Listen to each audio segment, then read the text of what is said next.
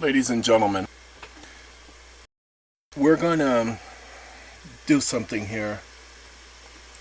I'm about to talk about a subject I had with a group this morning because I want to let you know how innovative things are. I'm going to share with you a story. I'm going to make the story short. I'm not going to keep it long. In 1998, I had a 86% win ratio with the courts. Hundreds of cases, and let's just do it that way, out of 100 cases that I had in court, including the first 3 cases I ever tried from the time I was 15, 16 years old, 15 and a half, 2 cases at 15 and a half, well, almost 16, and then right after I turned 16, police just kept pulling me over, giving me tickets because they didn't like my attitude. I don't care. In each of the cases I won, no adult standing next to me, handling all of them, myself, me and my God. 86% was my win ratio as of 1998. Then all of a sudden, the courts just started massively dismissing things, not losing. You know how you go to court and you lose because you just, man, your case wasn't good enough? No, just outright dismissing it. Now, it's interesting because this started happening after they passed that stupid law in 1996 under Clinton called the Prison Litigation Reform Act. What you guys don't understand, we're all in prison and you don't get it. And so they changed that act to interfere with your access to the court. You don't have to be inside a penal institution. We're going to get more on that later. And in about 2002, I was filing cases in different states. I was just checking something out because something didn't seem right. So I decided to file cases in different states while visiting and traveling to different states. And they were doing the same thing, just dismissing it before I could get any place. It wasn't that I didn't know how to put together a lawsuit. I didn't know how to state a claim. They were just dismissing it. I'm trying to figure out what's going on. And I'm like, no. This is too much of a coincidence. They don't know who I am. They must be able to put together the paragraphs and see the style of writing and recognize it's me. That's what I said. No, it couldn't be. It could not be. I can't believe this. Hold on. We gonna ask ChatGPT, TB, EB, Weeby, Hebe, Sheebies. We gonna ask ChatGPT. Let's go to the foundational GPT. Okay?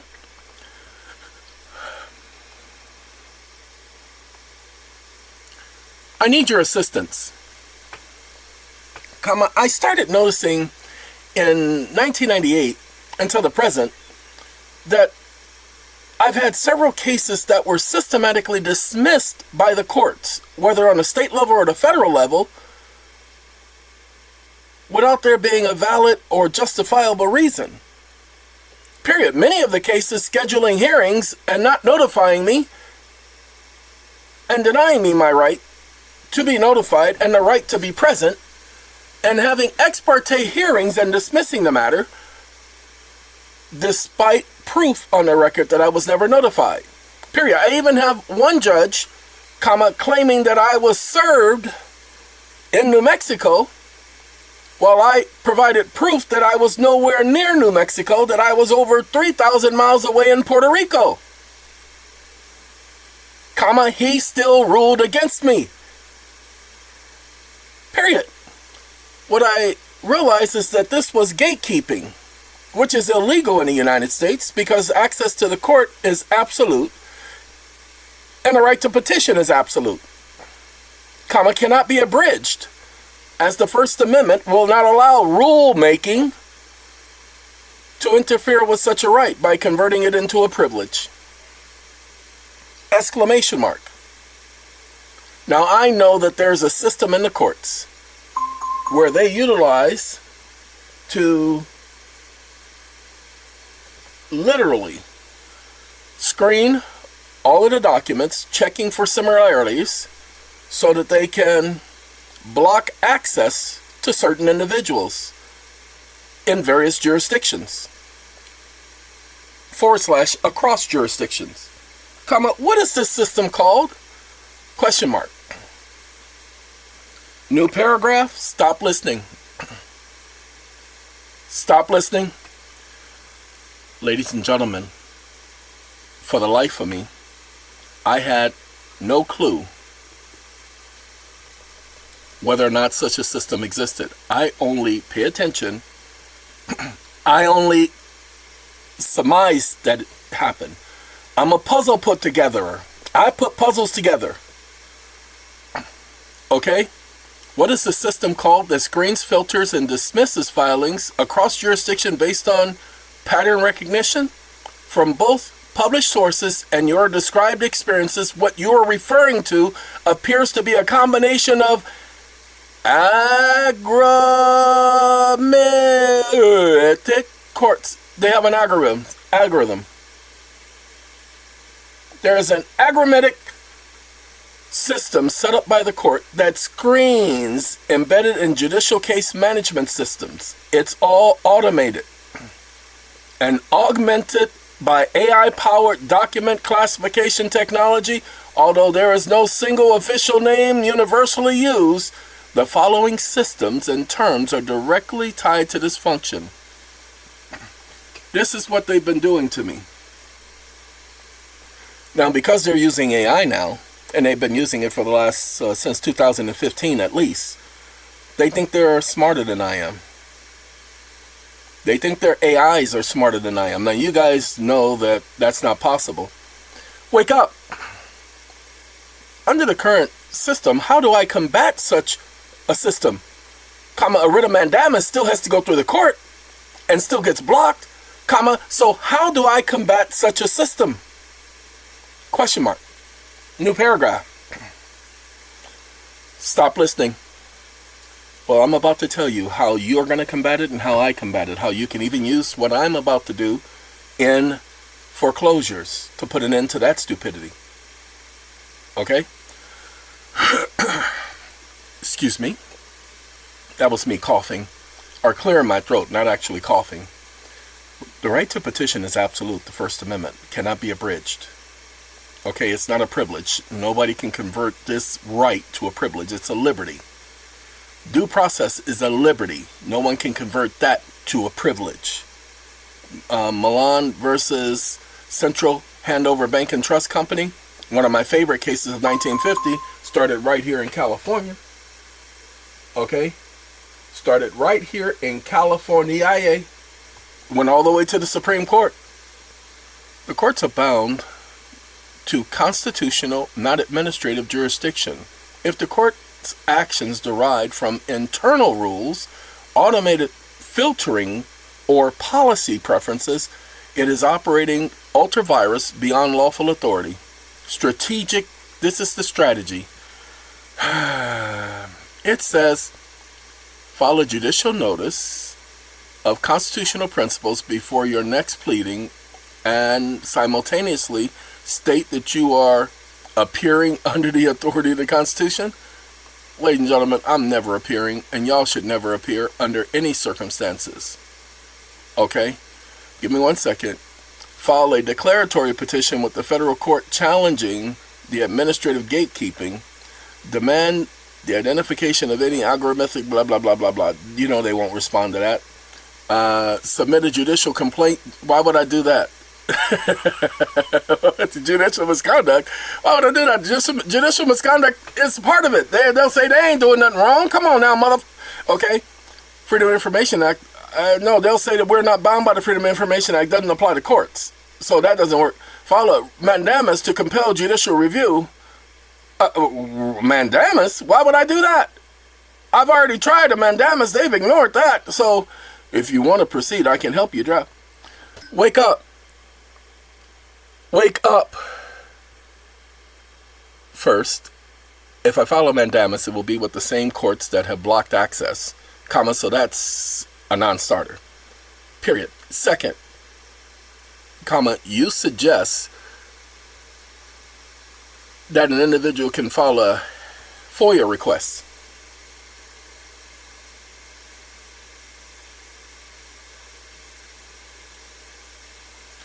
File A.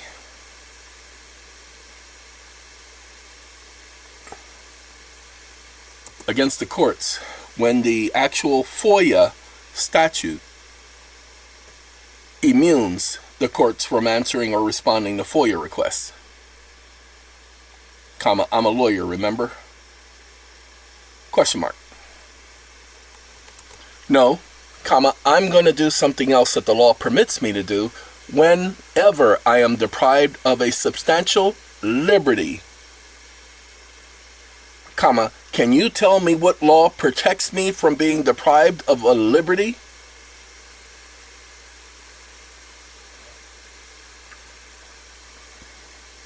Stop listening.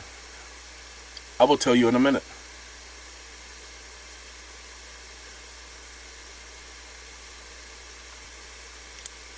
Allergies, had to sneeze. Oh, look at that. That's not a law. Oh, he's so stupid. Oh, look at that. He says liberty interests recognized in the federal law. Oh, look at that. So stupid. Anyway, I'm going to correct him. Wake up. These answers you're giving me are juvenile answers. First of all, Title 42 is not a law. Exclamation mark. It's written by the Judicial Council. It is a code, comma, it is presumptive in nature, comma, it is not the law. Exclamation mark. And second, the Magna Carta, comma, the right to petition, comma, the Northwest Ordinance, and the Judiciary Act all highlight one thing in common as to the right to protect one from being deprived of a liberty. Comma, what is that commonality? New paragraph. Stop listening. What I'm doing is common law. Pre-established laws that have none of them been repealed. Title 42 of the U.S. Code is not law. It is a codified version of acts of Congress, often rearranged by non-legislative bodies called the Office of Law Revision Council. Codes are evidence of the law, not law itself. No, it isn't. It's not even evidence of the law. It's prima facie evidence. So it's not even, it appears to be evidence. Prima facie means by appearance. Only acts passed by Congress and signed into law under the law are law. Enrolled statutes, particularly those found in statutes at large, are actual law. You are operating on first principles, and that means you're dealing with the authority of the law. Anyway, now, as to your direct question, the Magna Carta, the right to petition, Northwest Ordinance, and Judiciary Act, what do they have in common? The answer is lawful judgment by a jury of one's peers, the equivalent of due process. No, that's not what they have in common. I'm going to show it to you in just a second. Give me a sec. Northwest Ordinance. I'm trying to see if they're mentioning it, and he didn't mention it not one time. Right to petition. Okay. Common foundational principles. Now watch. This is a trivia test that I'm putting them through. Wake up. Wake up. No. Comma. The right is, open quote, the right to petition for a writ of habeas corpus, close quote, comma, habeas corpus, comma, habeas meaning to bring forth, comma, corpus, the body, period. Habeas corpus comes into play whenever there's a restraint on liberty, not just confinement in an institution or facility. Is this correct? And give me 7 case citations supporting this conclusion. New paragraph. Stop listening.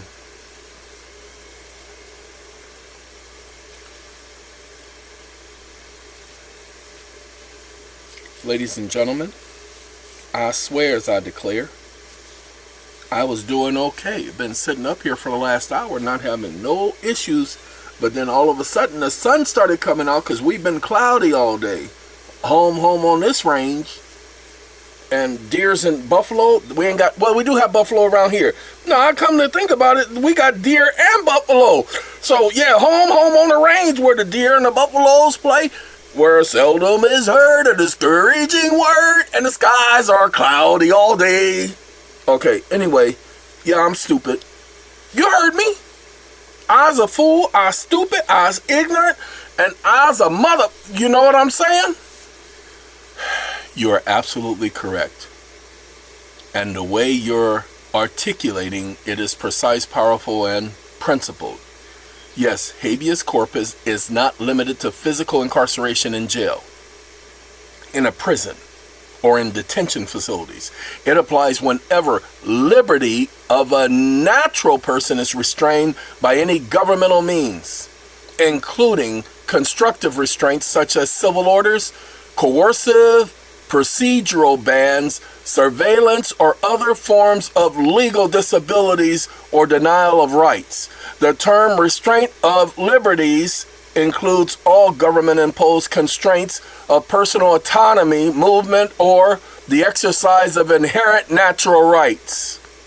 See, nobody's been using habeas corpus the way it was designed. I've known of this for years.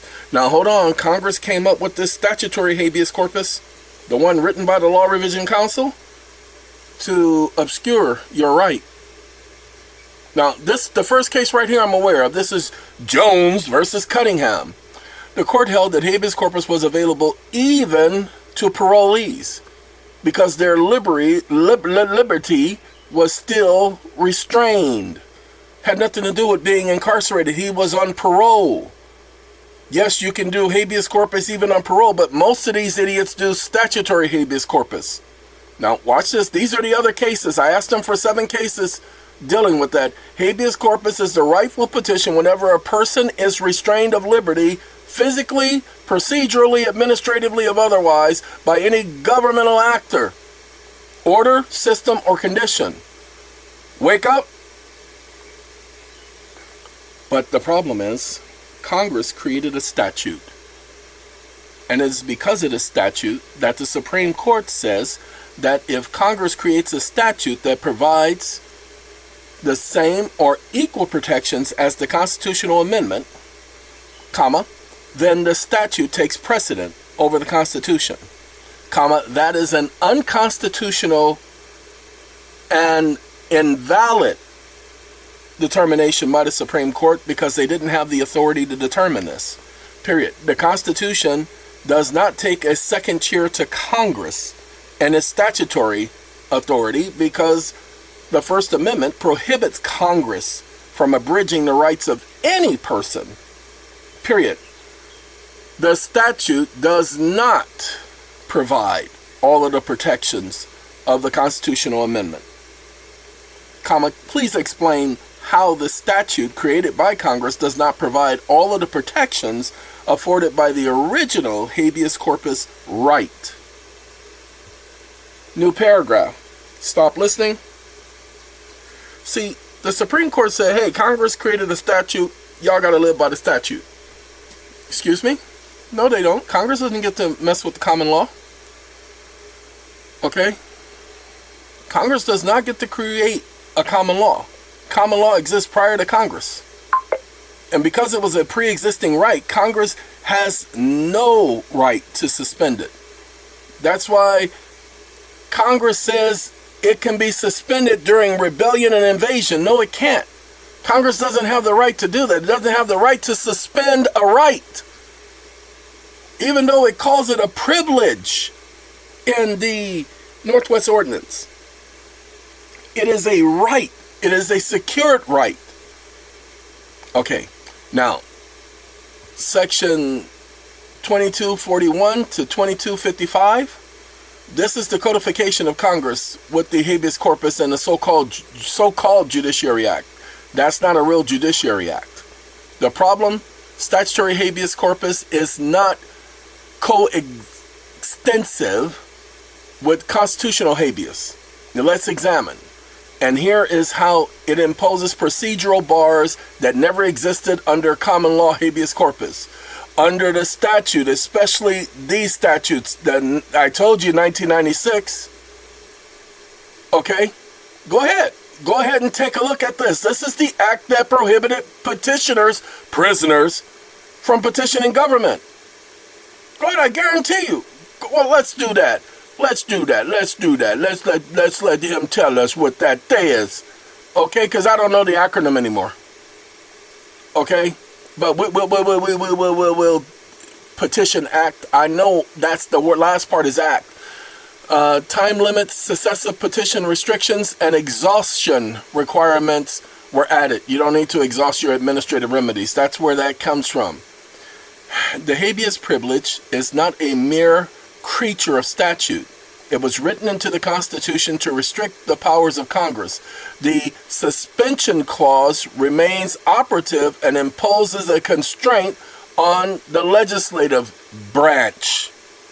That was stated in this case in 2008. Statutory habeas corpus exclude classes of liberty restraints. Statutes often limit habeas to custody and confinement, ignoring broader constructive restraints. Both constitutional habeas applies to unlawful restraints, while physical, civil, and systematic. In this case, the writ of habeas corpus is available to a petitioner who is not in actual physical custody. It's always been that way. So that's what we did. Now, hold on. Watch what I do.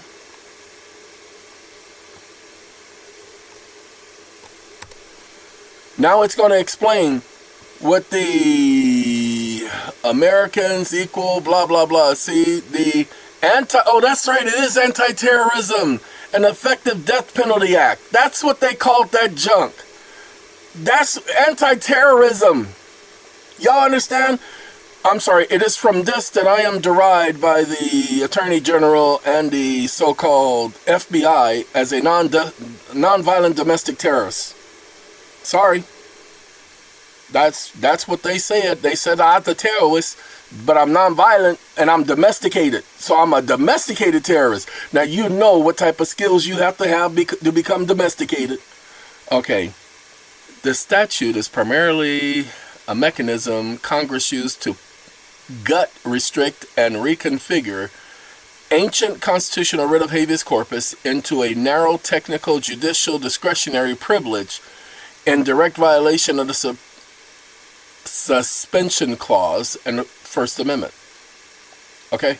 Says this. Habeas corpus should not be suspended unless in times of blah, blah, blah.